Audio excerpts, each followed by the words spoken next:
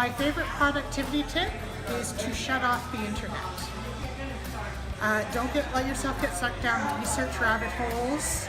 I make myself look things up on my phone because it's a pain in the ass, so I will only do it if I really, really, really, really need to know.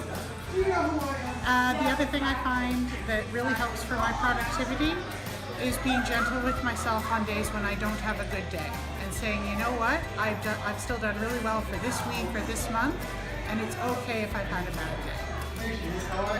That's something I struggle with. So I'll give you my good procrastination tips. Of course, research is always fun, especially all the crazy, weird, and wonderful things that take forever on Google to try to figure out. You know, things like this past year I've researched how you feel when your milk is coming in if you've never been pregnant, which was quite interesting, or how to induce lactation when you don't want to induce lactation. So yeah, those have been some of my interesting topics of the series.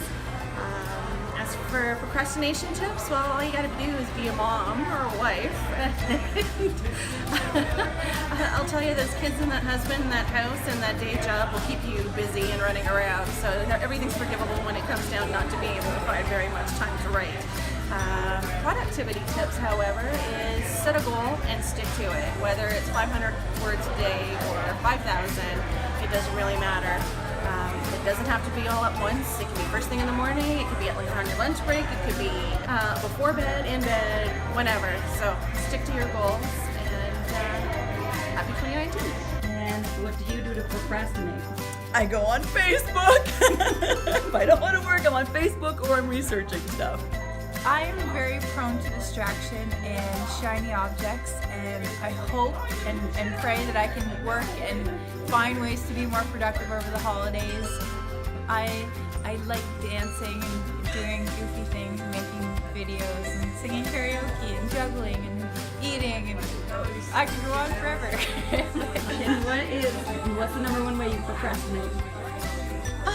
Oh God, it's so hard to choose just one. Facebook is a real time suck. TV. The important thing for me is to find a place where I can focus and put myself to the task of writing and give myself a time-limited period.